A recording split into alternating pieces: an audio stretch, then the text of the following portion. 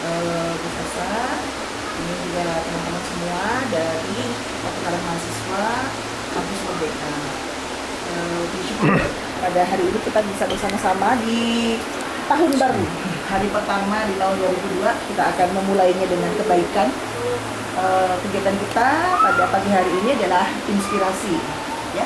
Seperti biasanya kan kalian sudah mendapatkan dua inspirasi, ya. Jadi nanti kita akan belajar banyak dari narasumber, di dalam hal ini ada Pak Joni, tentang pengalaman-pengalaman beliau. Mudah-mudahan menular lah, ya. Amin. Jadi ilmunya, rezekinya, ya. Karena memang Pak Joni ini adalah salah satu pengusaha yang sukses di Malang, ya. Nanti Pak Joni bisa menjelaskan kepada kalian, dan kalian boleh nanti bertanya, karena memang sifatnya kita diskusi, makanya kita ambil tempat ini supaya lebih dekat gitu. Kalau misalnya tanya ya seperti biasa aja dengan semua kata lainnya. Jadi Pak Joni ini memang yang saya kenal adalah pengusaha properti. Nah, terus kemudian mengembangkan kafe ini, dan kafe ini tuh keren banget sih gitu. Jadi, nah tadi baru dengar dari Pak Joni kalau sebenarnya kafe ini adalah debut pertamanya beliau. Saya pikir ada di tempat-tempat lain juga. Jadi baru pertama ternyata udah sukses. Nah, apa nih kuncinya? Ini kan bisa kenapa ya? Kayak gimana gitu. Nah, beliau juga merupakan salah satu tokoh ini ya, apa namanya, yang menggerakkan destinasi wisata di Kabupaten Malang. Saya pikir ini penting banget. Kenapa Bu Ana memilih Pak Joni? Karena supaya kalian juga punya wawasan di tempat-tempat kalian, di daerah kalian itu kan banyak tempat-tempat cantik yang bisa dipoles, yang barangkali kan punya ide, ini kayaknya keren ya, kayak kemarin misalnya di Hamur Kutub itu kan ya sebenarnya ya tempat kebun biasa aja gitu. Tapi terus kemudian bisa dijadikan tempat untuk berwisata, untuk rileks seperti itu, dan bermanfaat buat orang lain, dan juga bisa menjadi bisnis tentu saja, ya. Jadi nanti kami persilakan Pak Joni untuk menyampaikan apa ya istilahnya Bapak ya, pengalaman Bapak gitu selama meniti usaha, termasuk juga dulu pertama-pertamanya bagaimana, kenapa memilih menjadi pengusaha gitu ya Bapak, sampai dengan sekarang perkembangannya bagaimana. Terima Itu kasih. Bapak, monggo silakan. Ya. Assalamualaikum warahmatullahi wabarakatuh. Ya, salam sejahtera bagi kita semua. Adik-adik ya, terima kasih Bu. Kami Bu Ana ya dari Unmer, kami dipilih ini sebenarnya apa ya, masih belum terlalu lama di bisnis. Nama saya Joni Sujatmoko. Saya dulu PNS Bu. Ya, sama Nyonya, dua-duanya PNS dari STAN. Cinlok ya. Oh gitu. Nyonya baru tanggal berapa ya? Tanggal 30 kemarin. Baru mengajukan Desember kemarin untuk pensiun dini ya. Sudah masuk usia pensiun dini Nyonya. Terus sampai didatengin ke sini sama kepala kantornya, kepala kantor pajak Madya, datang ke sini sama rombongan untuk merayu saya supaya tidak boleh si Nyonya. Ya, karena Nyonya penyuluh ya. Ya memang jiwanya pengajar Bu. Jadi suka di penyuluhan. Jadi penyuluhannya dianggap sukses lah di Malang ini, memimpin untuk memberikan penyuluhan kepada wajib pajak.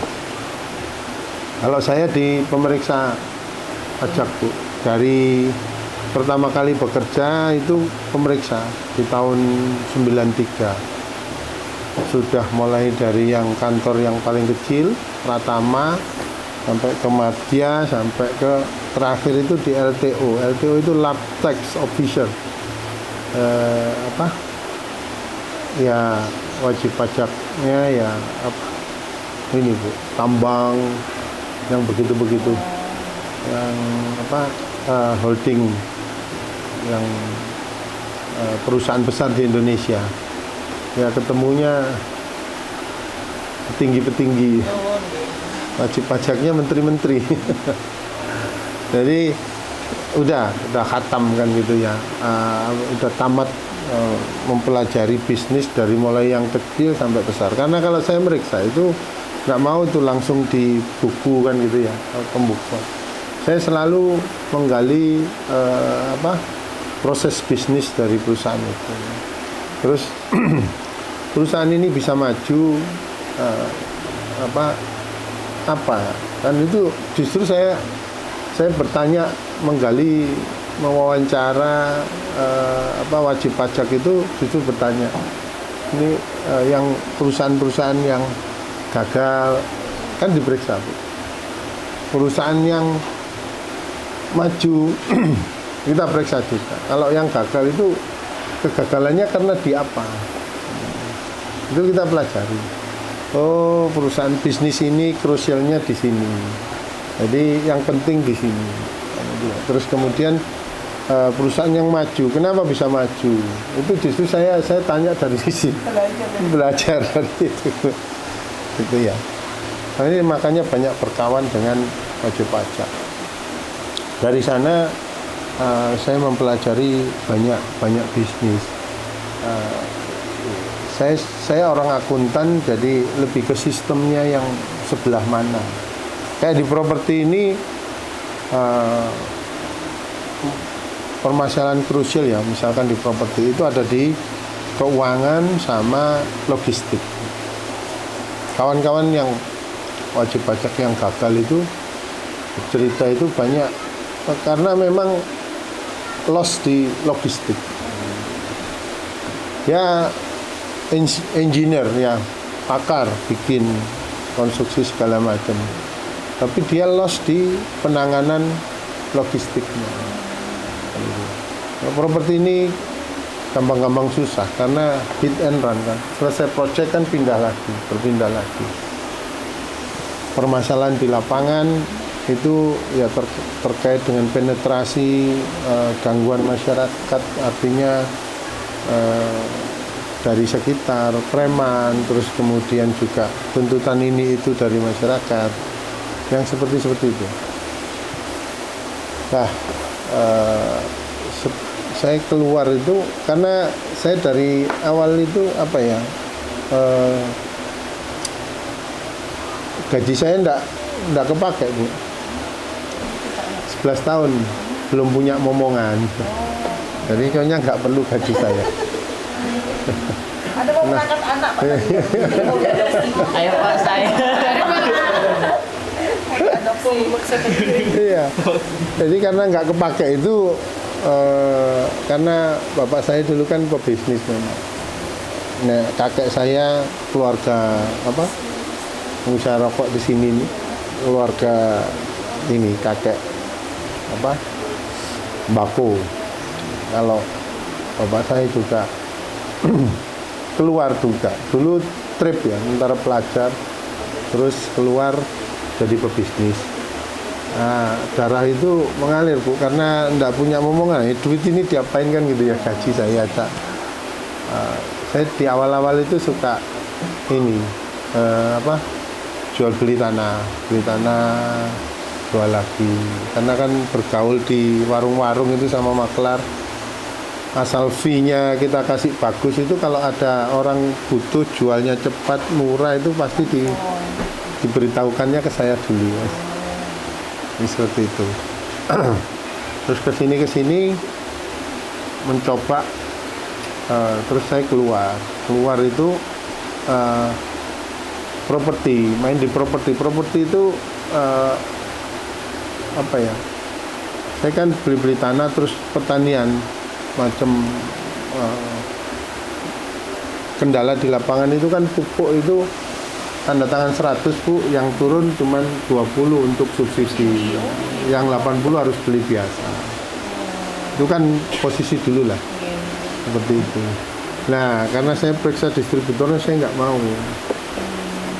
Ya, nanti ini saya nanam tebu, itu kan dapat subsidi. Saya nggak mau loh ya, disuruh tanda tangan 100 dapat 20. Saya 100 ya dapat 100. Saya butuh 100 ya dapat 100.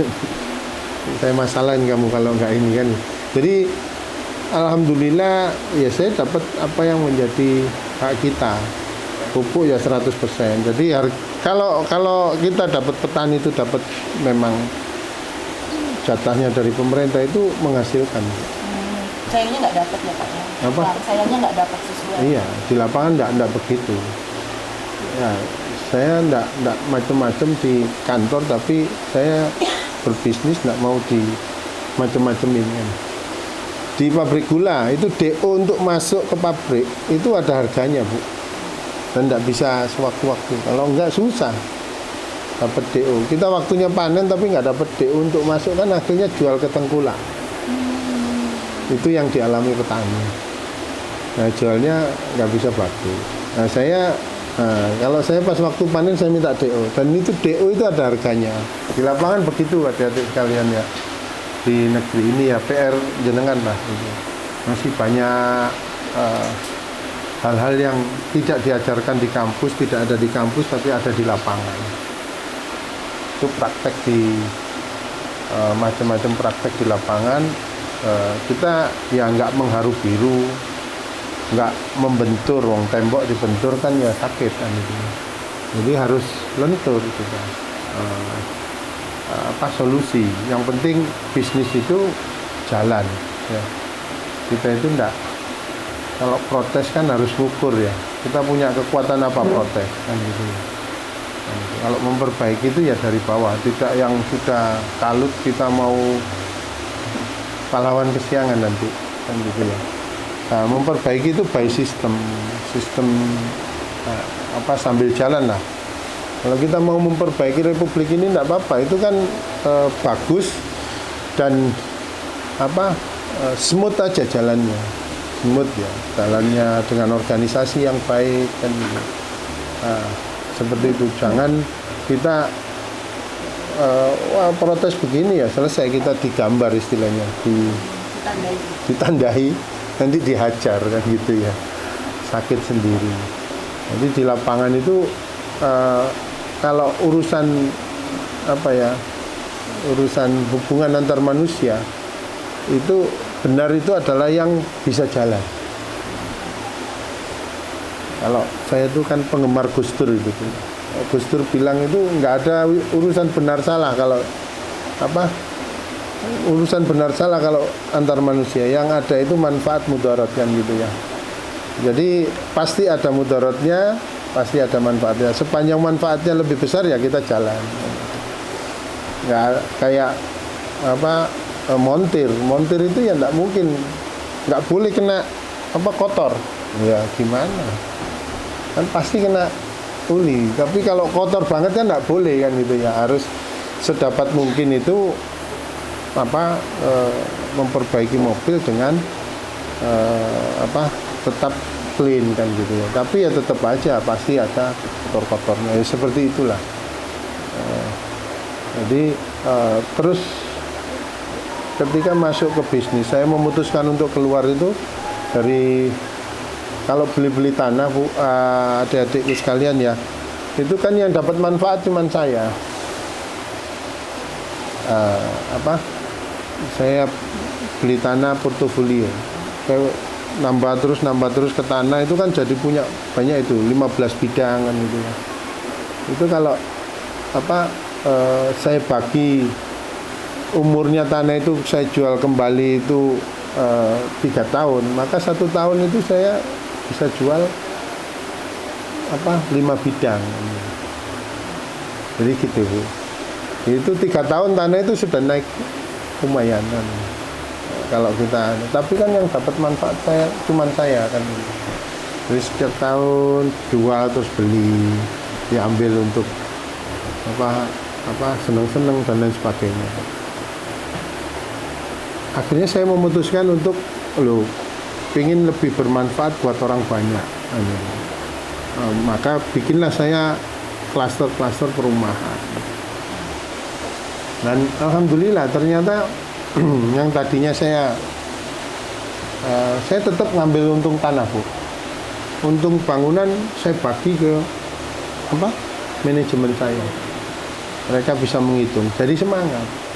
Jadi sifatnya itu berbagi itu adalah kunci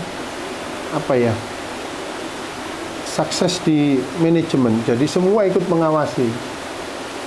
Omongan di awal itu jelas, nanti saya terangkan tentang di sini itu bagaimana. Kalau di properti, saya untung tanah, kalian untung bangunan. Jadi pengawasan di logistik, keuangan, teman-temannya itu ikut mengawasi semua. Karena kalau ada kecurangan di situ, maka yang berkurang adalah bonus mereka. Jadi semua ikut mengawasi. Di samping saya ciptakan sistem yang bagus, secara berkala ada semacam sidak-sidak seperti itu. Percaya boleh, tapi ya tetap sistem harus dijalankan. Itu orang akuntan itu begitu.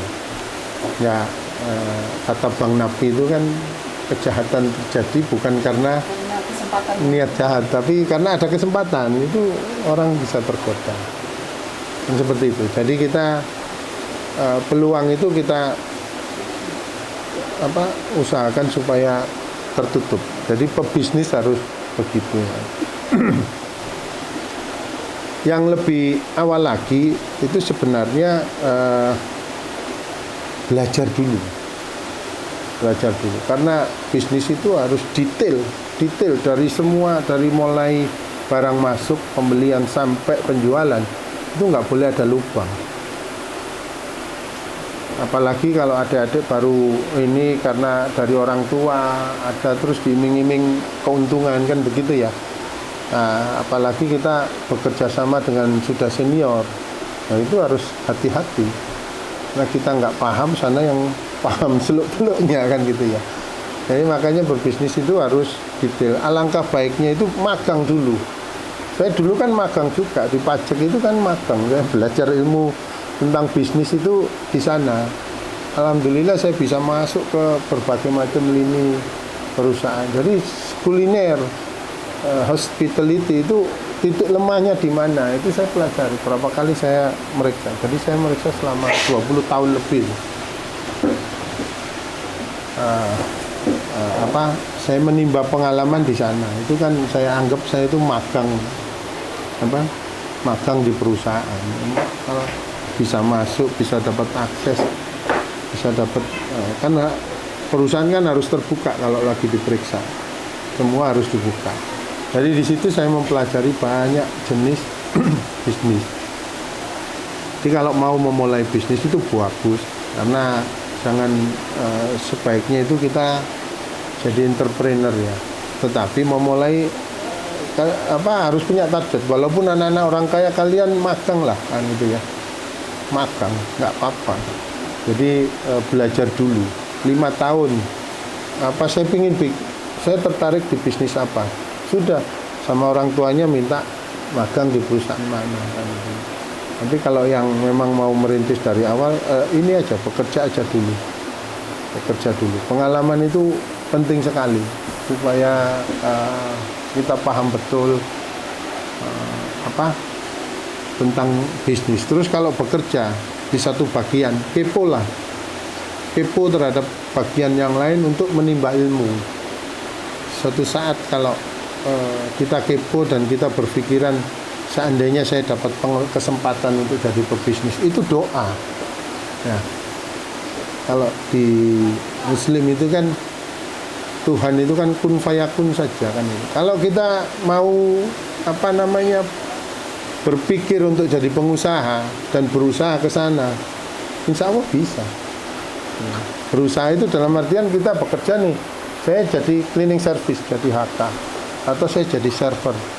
Tapi ketika kan nggak selalu fix pekerjaan, kan banyak lo-nya. Ketika lo mencoba mempelajari bagaimana sih penataan di bar, mencoba untuk bagaimana penataan di bagian gudang, kan gitu ya. Mencoba untuk belajar bagaimana di kitchen. Yang di situ kan silaturahim. Kita jadi berusaha untuk jadi orang baik supaya bisa diterima masuk ke bagian-bagian itu. Nah, dengan begitu kan kita mempunyai pengetahuan. Intinya kalau rezeki, konsep saya ya, itu kita siapkan wadahnya dulu. Kalau kita minta rezeki, dikasih rezeki, tapi kita tidak punya wadah, nanti Tuhan ngasih kemana kan gitu loh. Kita siapkan wadahnya dulu. Kalau kita minta kan ya wadahnya dulu. Wadahnya ini apa? Wadahnya ini apa? Pengetahuan, kemampuan kita, kapasitas kita tingkatkan dulu sehingga kita layak untuk dikasih. Yang kunci utama itu adalah, saya yakin di semua agama itu sama ya, berbagi. Kita nggak pelit, jadi gampang berbagi. Kalau kita masih belum punya dana, tapi kita punya tenaga, punya pikiran, itu kita selalu berusaha membantu kawan dengan yang entengan lah, kalau bahasa Jawa itu. Bahasa Indonesianya apa itu Bu? Entengan itu Bu? Ringan tangan. Iya. Helpful itu apa? Helpful, gaya suka membantu. Iya. Easy going ya. Gampang. Silaturahim, banyak berteman. Membantu saya nggak harus membantu kan, nggak harus masalah keuangan kan gitu ya. Kita bisanya tenaga kita, ayo diajak kemana, ayo kan temenin saya berangkat. Jangan terbiasa mager ya. Di kamar, aduh. Jangan keluar. Perbanyak teman dan jadi orang yang penting, jangan jadi orang jahat, jangan jadi orang curang. Nggak usah pernah kepikir, karena itu adalah track record kita. Itu dicatat sama kawan-kawan kita itu. Oh, cak mbak itu nakalan gitu. Nah itu penting, track record itu penting. Satu saat itu kita nggak tahu di antara teman kita siapa yang duluan jadi iya. Jadi bupati. Nggak tahu. Tapi ketika kita itu track record kita bagus, oh ya, dia butuh siapa? Jadi pengusaha sukses misalkan ya, oh iya, oh anak itu jujur sekali, dipanggil lah, nanti disuruh pegang apa. Termasuk yang dirut saya di PT saya Bu, itu saya gambarnya 4 tahun. Saya dulu di PNPM sebagai koordinator BKM, Badan Keswadaan Masyarakat Kota saya, di desa saya, di kelurahan saya, Tunggul Wulung. Itu saya koordinatornya Bu, kan ada 9 orang. Dulu pas zamannya Pak SBY itu kan ada PNPM itu. Nah, Mas Lukman ini adalah fasilitator, koordinator fasilitator kecamatan. Itu membantu kita itu tulus, report, dia sangat telaten membantu orang-orang di kelurahan ini, bagaimana sistem pelaporan. Datang ke saya, masih berlaku nggak penawaran? Masih berlaku nggak penawaran? Oh iya, kenapa begitu? Karena ini kawan-kawan yang bagus yang lain banyak yang membutuhkan itu. Jadi dia lempar ke temannya, dia ikut saya. Dan alhamdulillah, jadi seperti itu. Track record itu penting ya. Yang kuncinya track record. Belajar dulu. Learning by doing itu penting sekali karena banyak hal yang tidak diajarkan di kampus ya. Nah, sekarang ini kan kalau kampus itu kampus merdeka ya, merdeka belajar, kampus merdeka kan gitu ya. Nah itu bagus. Jadi untuk bisa siap itu memang harus ada prakteknya. Nah, kalau mungkin itu yang bisa saya bagi Bu. Nah, kalau yang di kafe ini, saya juga ciptakan itu. Kalau di properti untung bangunan buat kalian. Jadi menghitung itu teman-teman itu. Ini segini. Jadi untuk bagi bonus mereka itu mereka bagi-bagi sendiri. Mereka punya tanden semacam laba ditahan gitu. Itu bonus ditahan sama mereka. Jadi mereka itu membaginya diincrit-incrit kan untuk 1 tahun. Ini nih project ini untung sekian. Mereka membagi ada bonus bulanan, bonus mau apa itu tengah tahun sama bonus akhir tahun itu mereka sendiri yang pakai karena pembagiannya sudah jelas. Begitu juga di kafe. Di kafe ini setiap bulan setelah kita kurangkan amortisasi biaya-biaya semua, belanja-belanja juga kan mereka semua ini ngumpul. Saya cuman mengawasi saja sidak-sidak begitu. Jadi dihitung setiap bulan oke, sisanya sekian. Langsung 60% bagian saya, 40% bagian kalian. Jadi tercipta sistem saling mengawasi di antara mereka. Juga menjadikan mereka itu kompak. Jadi kawannya kalau mau ada yang macam-macam kan pasti itu di sekitarnya tahu. Jadi sistem itu yang kita ciptakan di sini. Jadi selain dapat gaji di sini ini bonusnya setiap bulan mereka 40% mereka. Jadi kalau saya memberikan motivasi, saya cuma bilang, ini 40% ini saham kalian ya di sini. Selesaikan dengan baik. Dari sisi ekonomi, dari sisi lingkungan, ya. Kalau saya itu kan project, nggak boleh itu merusak lingkungan. Amdalnya itu harus kita pikirkan betul. Kehadiran kita, project kita itu tidak boleh membuat banjir, membuat menimbulkan permasalahan baru. Itu tidak boleh. Itu kita simulasikan bersama dengan perangkat di desa. Begitu. Terus sosial ini juga harus diperhatikan. Kehadiran kita harus bisa memberikan manfaat kepada masyarakat sekitar. Ini semua adalah dalam rangka untuk menciptakan wadah itu tadi. Supaya Tuhan itu tertarik untuk ngasih kita, memilih kita untuk orang mau beli rumah kan banyak. Misalkan di Malang ini jatahnya orang mau beli rumah ada 2.000. Nah, itu kan Tuhan yang bagi. Ini ke properti ini ke properti. Tahun ini ada pembeli sekian banyak. Kenapa kepada si A? Kenapa ke perumahan ini? Kenapa perumahan ini? Kenapa perumahan ini? Itu semua Tuhan yang bagi. Kita mau berusaha kayak gimana? Kalau Tuhan tidak mengendaki kan nggak jalan ya. Jangan sungkan. Yang pertama ketuhanan.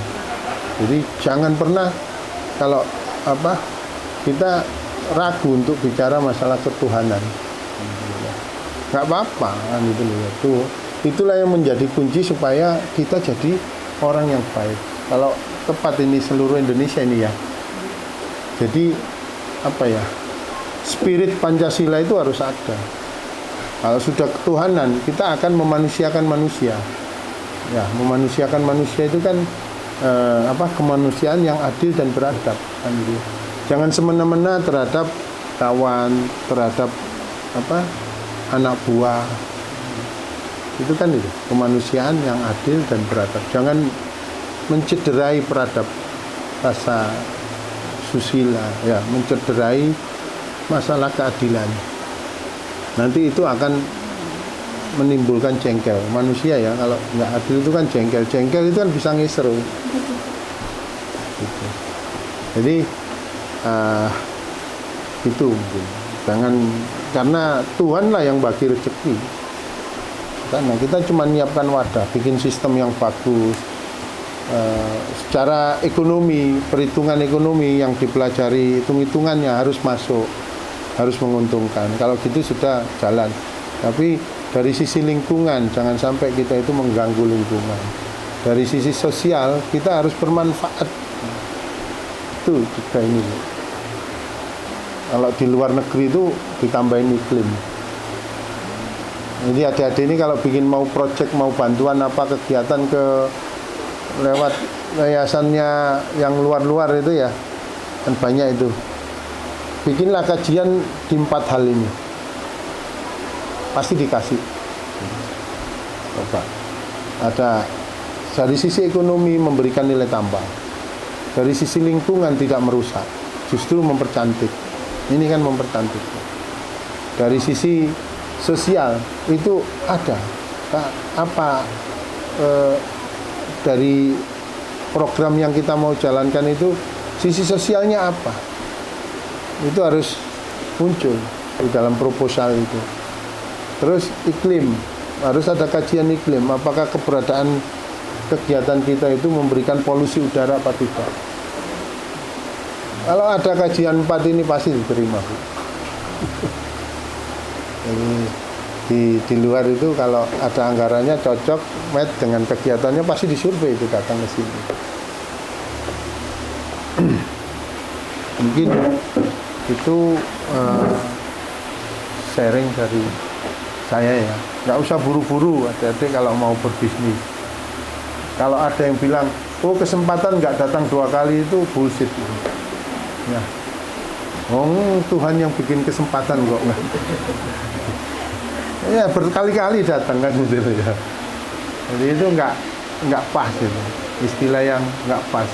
Itu yang membuat kita jadi sembrono. Wah, mumpung ada kesempatan, jadi aji mumpung nanti. Jadi orang itu mungkin ada yang ditanyakan atau apa. Perkenalkan, nama saya Milda dari Universitas Samratulangi Manado. Jadi saya mau nanya nih Pak, kalau kita mau mulai bisnis itu kita harus tahu nggak sih kesukaan kita atau basic kita, misalnya suka makan di kuliner, suka kecantikan di kecantikan, atau suka properti yang kayak gini-gini kan. Nah itu lebih kita utamain yang kesukaan kita atau basic kita, atau lebih kayak misalnya oh hari ini sekarang ini lagi viral makanan ini, oh viral dalam pakaian yang model seperti ini, itu yang lebih penting basicnya kita atau yang lagi viral di masa itu Pak? Itu sih Pak, terima kasih. Ya, saya jawab langsung ya daripada lupa nanti.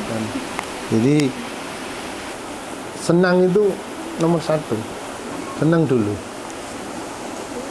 dulu, nanti kita peluang itu kita ciptakan. Saya buka ini itu di bulan Agustus ya, tanggal 18 Agustus 2020. Kenapa saya pinggir tanggal 18? Karena Indonesia ini berkah dengan Pancasilanya, berkah dengan kebersamaannya. Makanya saya pilih tanggal 18. Kenapa tidak tanggal 17? Tanggal 17 itu baru dideklar, Bu. Negara ini dimulai kan tanggal 18, karena baru ada Undang-Undang Dasar itu tanggal 18 Agustus. Ya, itu saya mulai 18 Agustus 2020. Itu serem-seremnya COVID ya. Yang lain pada gulung tikar, pada tutup semua. Belum yang kuliner besar-besar itu tutup, belum pada laku, belum bangkit lagi kan gitu.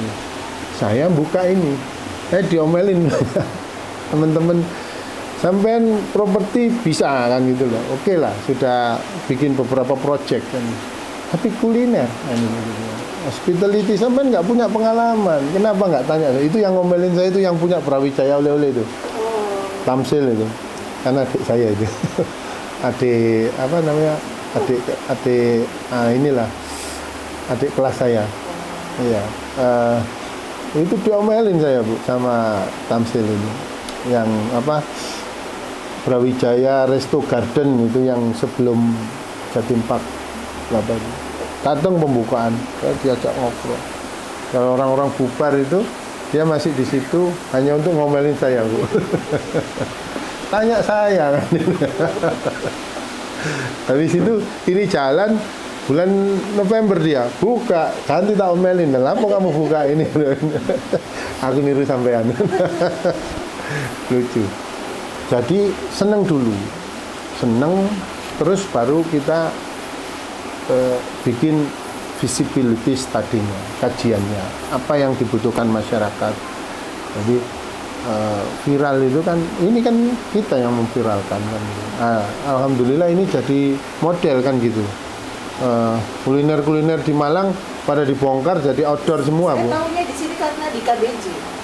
Oh iya, iya. Dia endorse Mas. Iya, oh enggak. Oh iya, di endorse. Saya awal-awal mengendorse, tapi berapa kali dia datang tuker aja. Saya mau makan di sana rombongan sekian, barter. Saya mau gratis ya, oh ya, ya apa-apa kan gitu, asik kan ini. Jadi barter aja.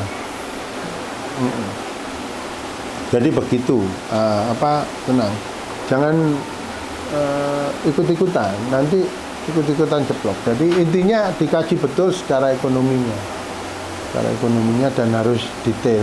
Siapa pasar kita yang kita bidik, kan gitu ya. Pasar luar kota, dalam kota. Terus ring low, middle atau yang high yang kita bidik, pasarnya yang mana? Family, dari sisi usia, dari sisi apa yang kita mau jadi utama kita di mana. Terus kemudian konsepnya harus menyesuaikan dengan pasar yang kita bidik. Gitu. Di saat itu kan COVID, tapi orang ini kan sudah capek dengan COVID kan. Saya pikir kan gitu, sudah setahun. Belum ya, sudah 6 bulan. Waktu itu saya anggap sudah capek. 6 bulan orang butuh makan di luar. Nah, kalau COVID ini kan yang orang merasa nyaman kan yang outdoor, udara mengalir kan gitu ya. Yaitu saya bikinlah konsep itu di sini. Di sini kan saya kasih nama senden tembok, Bu. Biar orang mangkel kan gitu loh ya. Jadi mikir nggak ada temboknya kan gitu. Begitu ya Allah. Ini kan belakangan, ini kan belum ada. Awal-awal itu benar-benar nggak ada tembok, Bu. Ini benar-benar ya. Senden tembok, Mendes Combat, apa artinya senden tembok? Mana temboknya kan itu ya. Jadi kan kena di di pikiran itu kena. Nah, baru kita jelaskan. Senden tembok itu kan rehat sejenak. Kan perlu, manusia itu kan perlu rehat. Jangan di rumah saja, nanti pusing pikirannya ini. Rehatnya gitu. Jangan di kos aja. Nah, jangan di kos. Itu makanya jadi membuat orang itu bertanya sehingga ada komunikasi. Jadi pemilihan Mendes Combat itu kan karena itu filosofinya ada itu rehat sejenak. Manusia itu kan nggak bisa terus-terusan sepaneng itu kan nggak bisa, harus santai dulu. Senden tembok ini kan nyandar dulu, itu rehat sejenak, tapi rehat jangan terlalu lama kan gitu ya. Nanti siapa yang bayarin nanti kalau terlalu lama. Tapi terus dibumbuin itu supaya Tuhan melirik kita, kasih jangan membuat kehadiran kita itu mengganggu orang lain, jangan sampai. Itu kita mitigasi betul. Dan sampai membuat orang sakit hati dengan kehadiran kegiatan kita. Kalau ada yang gitu kita selesaikan, kita ajak ngobrol. Tuhan itu kan suka solusi, nggak suka masalah dibiarkan berlarut-larut. Nah, itu ya kita itu dalam rangka merayu supaya rezekinya dikasih ke kita gitu loh. Gitu. Terus sosial di sini nih resikonya ada. Saya pakai yang ini, yang ahlinya ya, chef kita ambil dari Westin. Itu keberuntungan COVID, Bu. Ini kan dirumahkan. Mereka sudah 4 bulan tidak digaji, Bu. The Westin, maksudnya hotel The Westin. Ada grup hotel internasional. Ya. Jadi chefnya di MK. Chefnya itu di sini, dirumahkan. Nah itu kita tawari ya. Kamu wis saya sini dulu. Nah, di sini langsung satu gerbong dibawa ke sini. Kalau chef itu kan timnya dibawa. Itu ada chef kita ada 5, terus cook helpernya dibawa ke sini. Nah, yang membantu yang lain dia ngambil. Saya mau ada kemanfaatan di sini. Kamu ajari orang-orang di lingkungan sekitar. Jadi saya bikin saya ambil banyak orang di sini.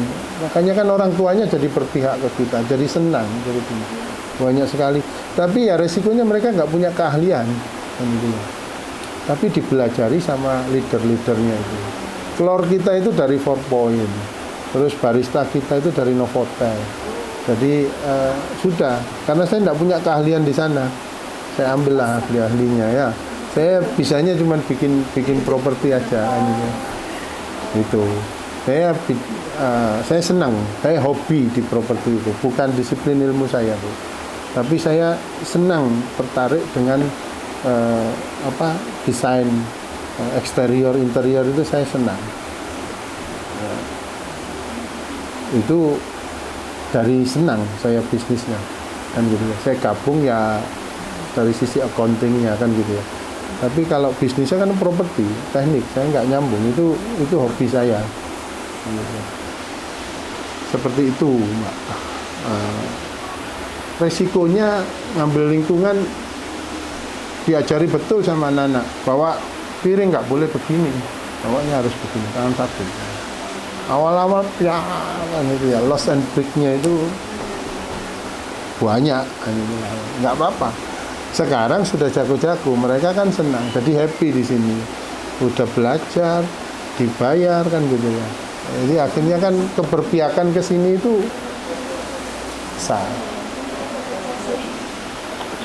Harus begini tangan satu, nggak boleh. Kayak yang datang ke sini kan dibagi dibawa gini nggak boleh. Bawanya begini. Nah, lihat, aduh pecah. Waktu saya ngobrol di wawancara di sini sama TV apa itu yang menyajikan, Bu, ini waduh, diambil satu nggak imbang.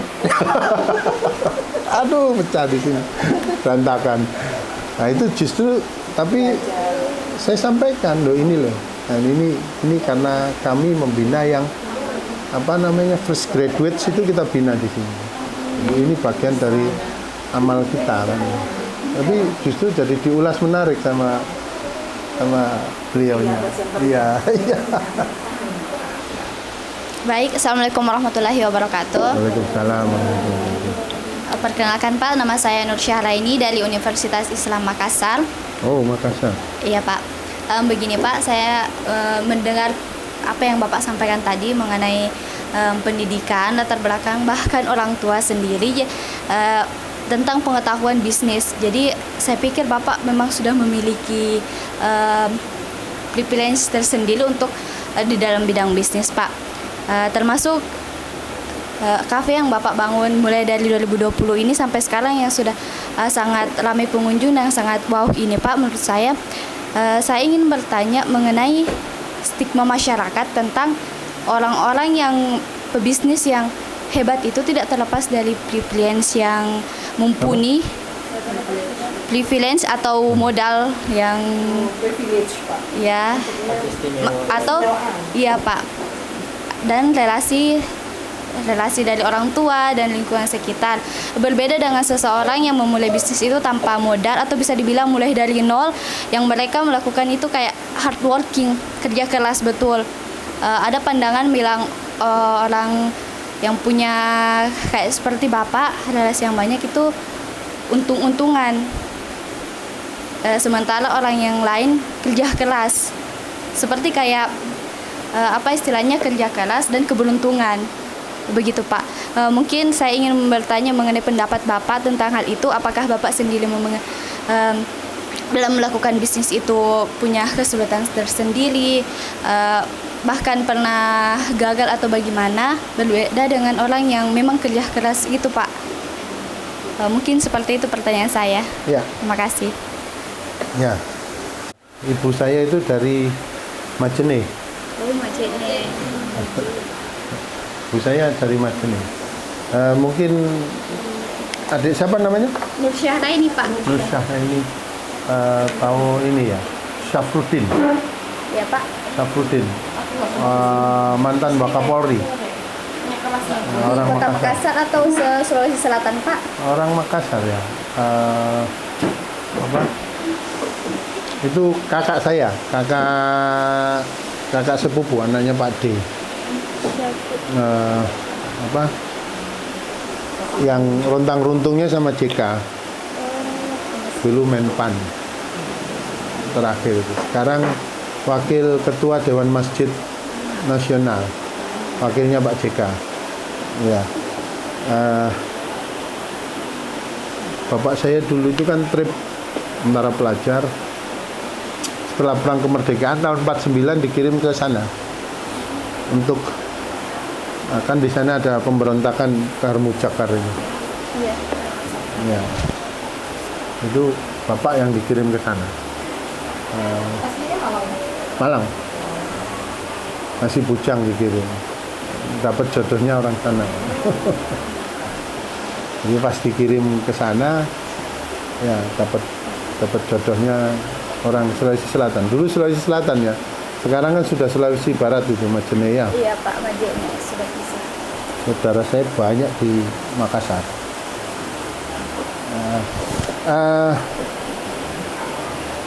Saya ini dulu warisan itu saya tidak ambil. Saya kasih ke saudara-saudara yang lain karena kita itu 15 bersaudara. Saya nomor 15, Bu. Oh, ya genre pintar ya. Produksinya orang Sulawesi, Bu. Mesinnya orang Sulawesi. Iya. Saya dari nol. Tapi saya kan masuk ke STAN ya, dari karena dapat gaji rutin. Tapi cerita tentang itu saya pernah membina. Sekarang jadi konsultan besar di Malang, konsultan pajak. Dulu pegawai konsultan. Itu orangnya rajin bertanya, nggak terlalu pinter, biasa-biasa, rajin bertanya, sampai bikin katanya. Tapi apa itu gigih gitu loh ya, gigih. Apa gitu tanya bikin lama, gimana Pak Joni ini tanya. Terus apa gigih mengejar, terus baik gitu loh ya, baik.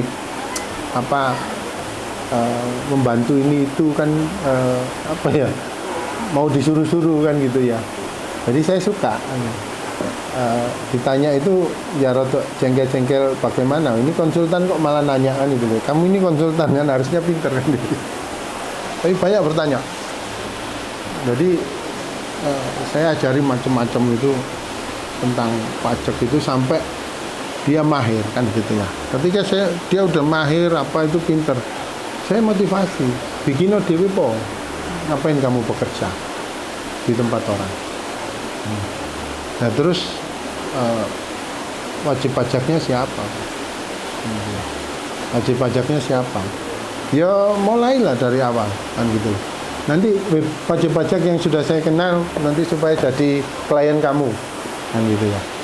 Nah saya kasih apa namanya beberapa wajib pajak, saya telepon udah pakai ini, nanti pasti bagus itu dia nyusunnya kan gitu ya, apa ngeripotnya bagus, nanti dia itu selalu tanya sama saya, dia murid saya bilang gitu. Jadi wajib pajak yang baik-baik sama saya arahkan ke dia. Akhirnya dengan memulai cuma 5 wajib pajak yang dia urusin, dia dapat gaji kan, dapat apa itu ya istilahnya, dari kliennya itu baru mulai dia buka itu 5, sudahlah cukup, itu sudah masih lebih besar daripada gaji dia kalau dia ikut apa konsultan lain. Dimulai dari 5 saya kasih wedang, itu layani dengan baik, apa namanya, buat dia senang pakai kamu kan. Udah kamu bersusah-susah dulu, waktumu jangan susah. Kalau wajib pajak itu punya waktunya untuk ngobrol, misalkan jam 8 malam, jam 9 malam datang kamu. Jangan apa pelit masalah waktu, kamu masih merangkak. Sekarang itu kantornya sudah 3 lantai, Mbak. Datang itu naik motor. Nggak lama, cuman ya 10 tahunan. Itu dia punya kantor 3 lantai besar. Udah terkenal sekarang apa ininya dia. Orang nggak punya. Nyun sewu kan saking ininya itu apa ya, saking rajinnya dia itu lupa merawat badan, baunya nggak enak tuh. Itu cewek kan, baunya nggak. Nah kamu tuh tanya-tanya saya, baumu tuh nggak enak. Saya tuh kan, tapi nggak ada orang lain kan. Bisa lah, itu orang lain bisa merawat kan, kamu nggak bisa. Kan sudah saya anggap anak saya sendiri. Itu, oh dia berusaha gitu. Kritik itu nggak tersinggung kan, saya tes itu. Nggak tersinggung. Bahkan dia ini, gimana Pak, sudah nggak bau kan? Ya udah, enak, baumu harum katakan gitu ya. Yang gini kan enak saya nerangkan kalau kamu tanya-tanyaan. Itu apa, berbesar hati harus gitu, kalau jadi berbisnis. Jangan mudah tersinggung. Yang pemaaf. Itu Tuhan suka. Apa yang Tuhan suka kita lakukan gitu loh. Itu nanti mudah rezekinya. Waduh, itu kantornya sekarang 3 lantai Bu. Itu udah sukses dia. Wajib pajak yang dia tangani banyak karena dia menjaga kepercayaan dari wajib pajak. Dia pelayanannya bagus. Seperti itu Mbak. Jadi nggak harus pakai modal. Ya.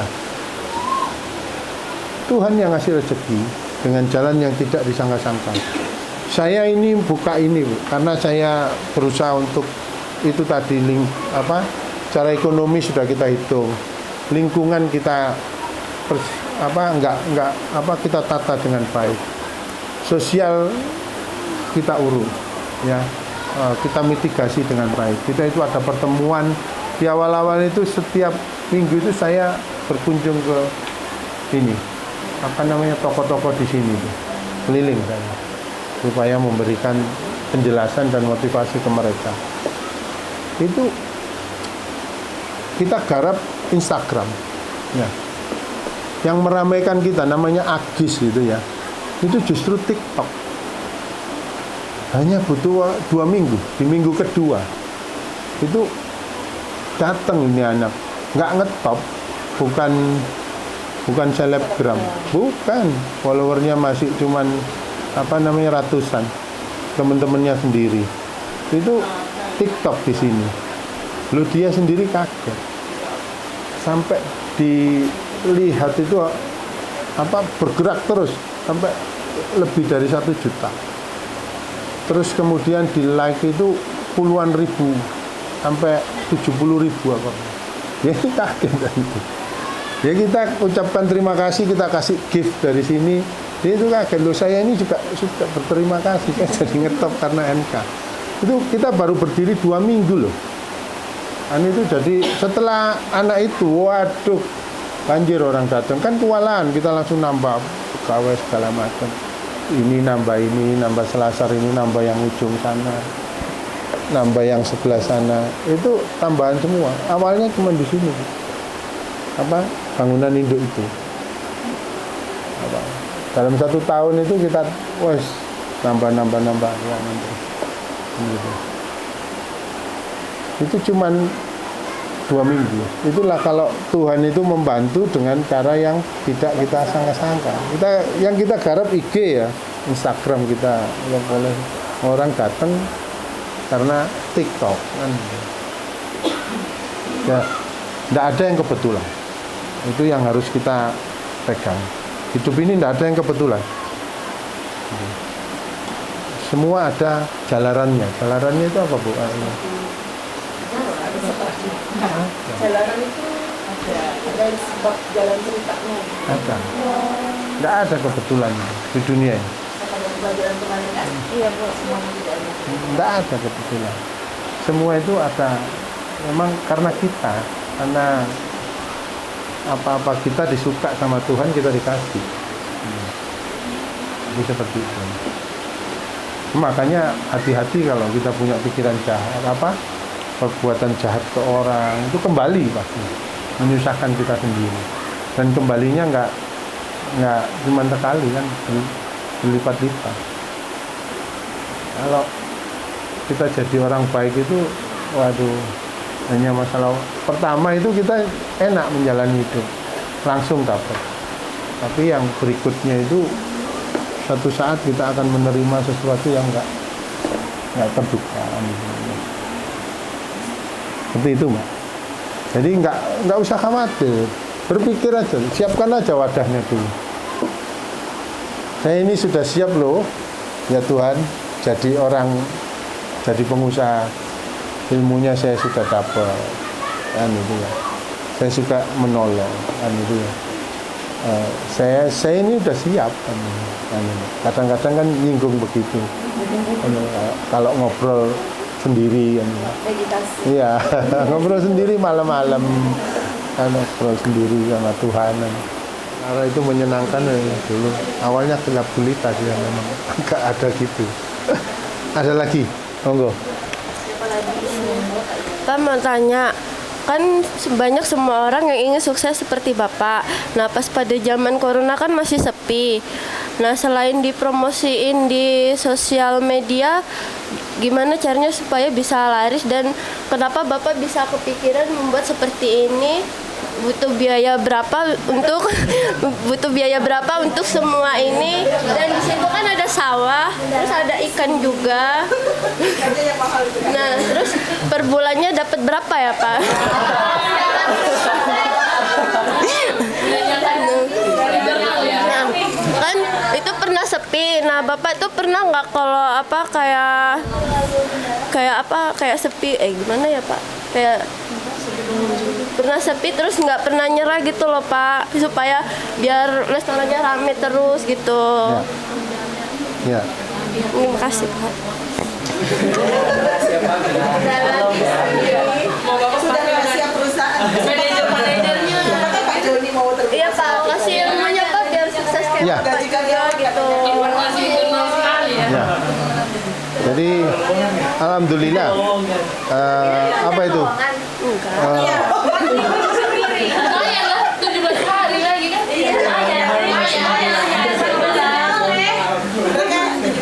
mereka balik ke kota. Oh iya. Iya, kenapa Bapak bisa kepikiran buat seperti ini gitu loh Pak? Iya. Jadi gini, saya itu kan proyek ini kan sudah selesai Bu. Nah, Habis ya, anak Pak ya, Joni? habis sudah. Mau beli pada. Saya mau beli pada. Oh iya. Selesai proyek, terus kemudian saya itu didatengin sama Pak Camat, sama Pak Kades sini. Ini kan pemisah ini, sungai itu 2 desa.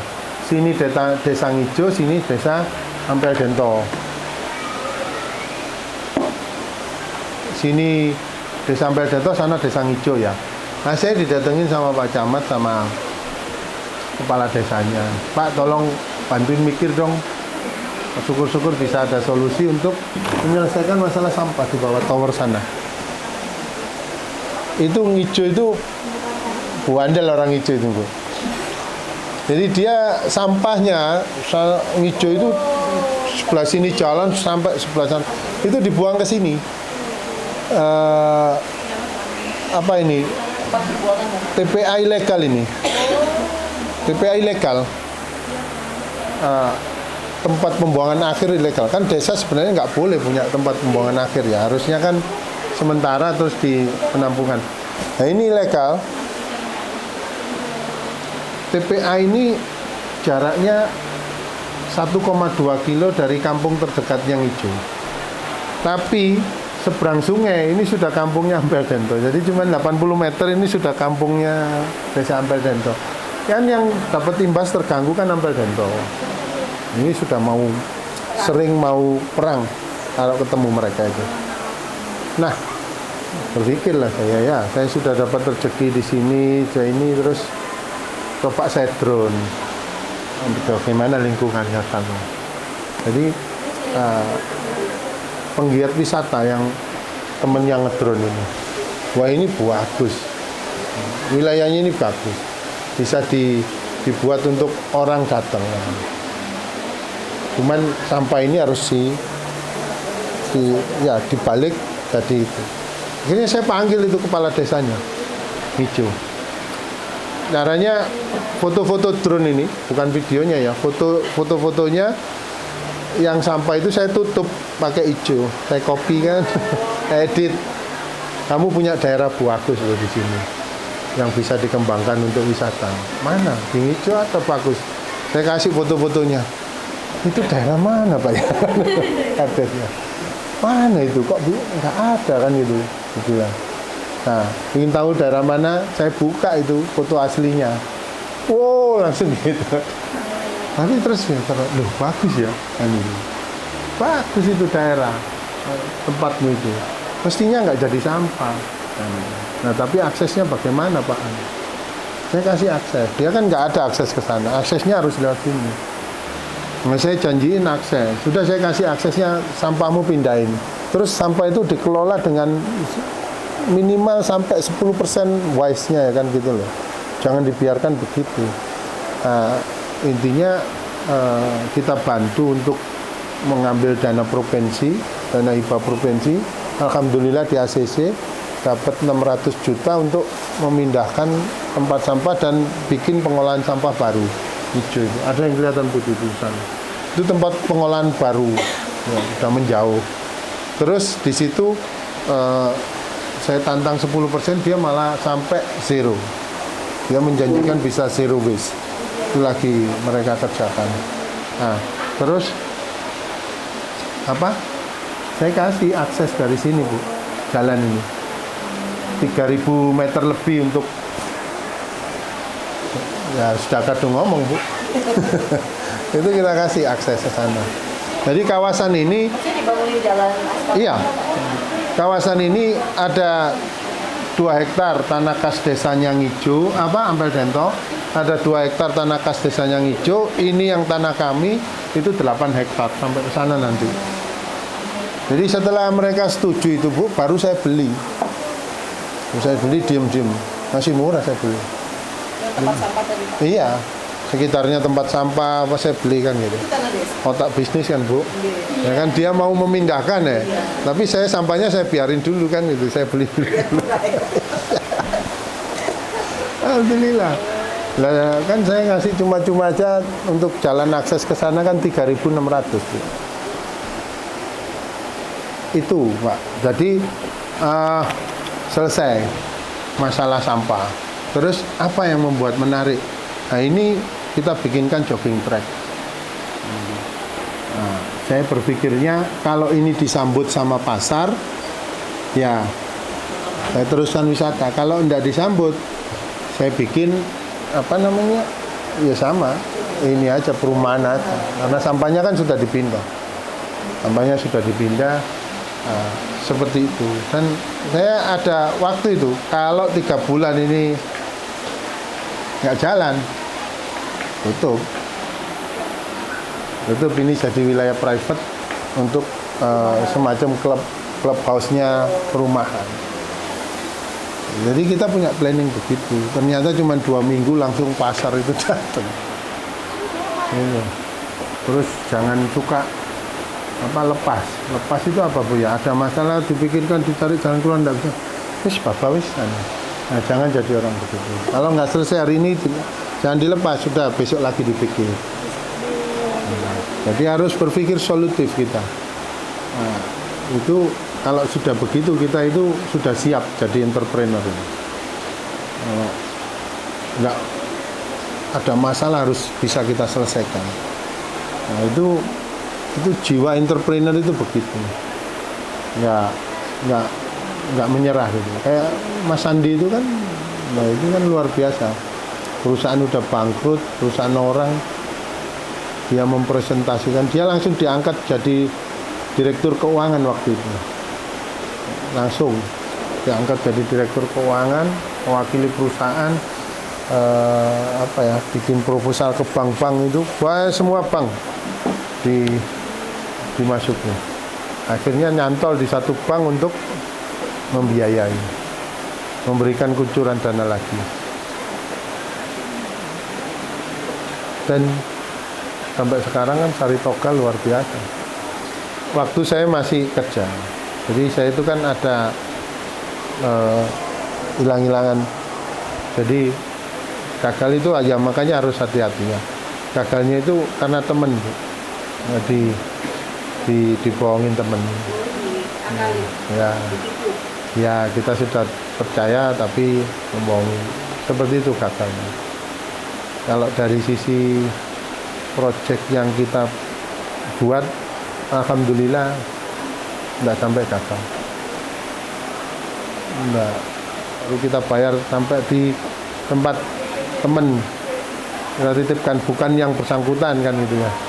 Pas jualnya Bu, tiba-tiba itu diangkut, terus baru ngomong, udah dibeli si ini, kita untung sekian kan, baru DDP sekian.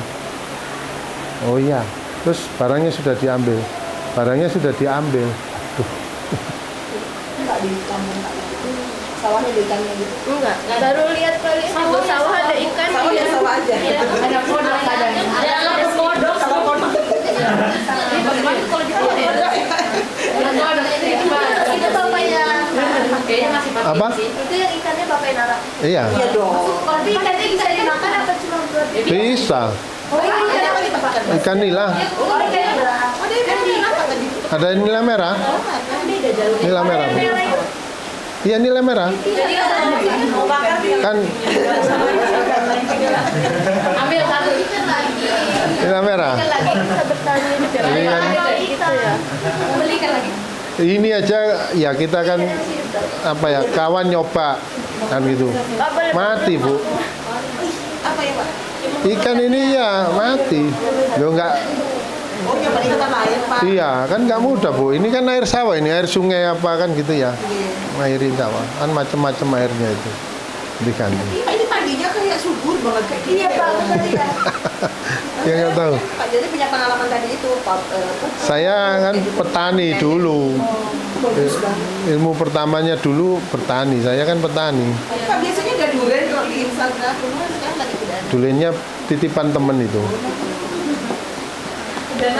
Pak, ini kalau panen padinya gimana? Padi Bapak.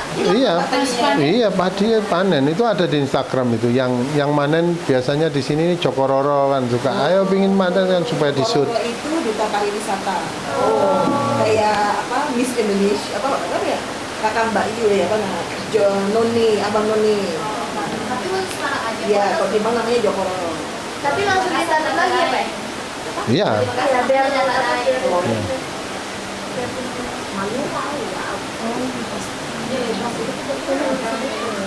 Tapi kalau udah panen pasti enggak kayak begini. Iya, Pak. Itu udah biasanya kan Nggak rapi lagi berarti ya? Kan cepet padi ya. Enggak, artinya padi itu kan tumbuh kecil-kecil aja udah cantik kan. Iya sih. Baru seminggu, 2 minggu itu udah cantik lagi. Habis panen langsung tanam.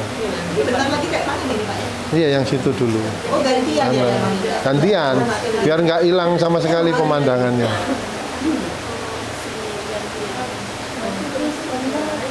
Nanti kalau punya tanah-tanah gini ya, di kampung halaman dibikin kayak gini kayak begini. boleh Bu. Tapi lagi rumah. Saya mau buat dulu jalannya ke sawahnya itu jelek. Kok bisa jelek toh? Sebenarnya kalau jalan ke sawah ya ke sawah, jalan jelek. Kalau ini kayak rapi. Iya, ini dibikin begitu sama yang lain juga nggak kayak gini kakak. Tapi ini ada ikannya, Bu. Oh ya kan dibikin. Begini lah sampai rumah. Iya, dari sini bawa ikan kecil. Ada satu Udah gede. pesan ya, anak-anakku semua ini ya, apa ya? Semua negara kaya itu karena beli produk di dalam negerinya. Semua. Nah, kalau kita itu impor, mengandalkan barang-barang impor, maka satu persatu aset kita akan tergadaikan. Pasti itu. Indonesia ini punya modal untuk jadi kaya. Makanya saya pernah orang kementerian datang ke sini, orang partai datang ke sini. Itu harusnya Indonesia cukup 5 tahun jadi negara kaya. Karena kita itu setiap tahun setiap bulan itu 18 miliar dolar kita dapat dari ekspor. Itu given. Ya. Kita tidak usah jualan, orang datang ke sini untuk membeli karena mining, barang tambang, barang-barang yang raw material yang diperlukan oleh luar yang ada di sini. Nah, hanya masalahnya banyak perusahaan asing yang memproduksi di sini, sehingga dari 18 itu yang masuk kembali ke Indonesia itu cuma 10. Yang 8 itu parkir di luar. Itu yang masuk ke sini itu hanya working capital, ya, modal kerja. Jadi objek. Persatuan kita itu harus kita tingkatkan. Ini mumpung dari seluruh Indonesia ya. Hebat loh Indonesia itu. Kita merdeka aja nggak dikasih. Ya, karena ada Sumpah Pemuda, ada perjuangan. Kita bisa merdeka dulu. Nah sekarang penjajahan itu dari sisi ekonomi. Penjajahan itu ekonomi. Apakah kita terjajah saat ini? Itu gampang rumusnya. Jadi penanaman modal Indonesia di luar negeri ditambah cadangan devisa itu besar mana dengan hutang luar negeri kita ditambah penanaman modal asing yang ada di Indonesia. Kalau besar sisi hutang berarti kita terjajah secara ekonomi. Kan gitu. Cadangan devisa Indonesia saat ini 144 miliar dolar. Hutang luar negeri kita 415 miliar dolar. Jauh. Ya. Itu bayarnya pakai apa? Nanti. Ya pakai aset nanti kalau kita tidak mampu. Ekspor impor kita lebih besar impor. Hutang kita akan nambah terus. Kalau hutang kan nambah terus kan nggak mungkin. Akhirnya kan untuk mengurangi hutang ya aset dilepas. Kan gitu. Ya, jangan sampai habis Indonesia ini. Karena Indonesia ini terlalu indah. Kalau jenengan pernah di luar negeri nggak ada, itu paradise itu di Indonesia. Kita itu dari mulai jam 00 sampai ke 00 lagi di sini itu nggak ada masalah. Duduk-duduk di situ, tidur di situ, nggak ada masalah. Kalau di luar nggak bisa. Ada masanya kita harus di dalam terkurung sampai 3 bulan. Itu ada masanya. Mau jualan laku tapi nggak mau beli punya orang Indonesia, kan itu kan nggak lucu. Gitu. Kan bagaimana kita jualan bisa laku? Orang kita beli aja nggak mau beli saudaranya sendiri. Gitu loh, ya. Berpikir begitu. Kalau nanti kita itu sudah beli produk-produk, nanti produk Indonesia akan berkualitas dengan sendirinya karena kepakai. Dan nanti kalau kita beli produk-produk Indonesia nanti akan banyak permintaan. Karena jualan apa aja jadi laku, cari pekerjaan jadi mudah. Gitu loh. 1, 2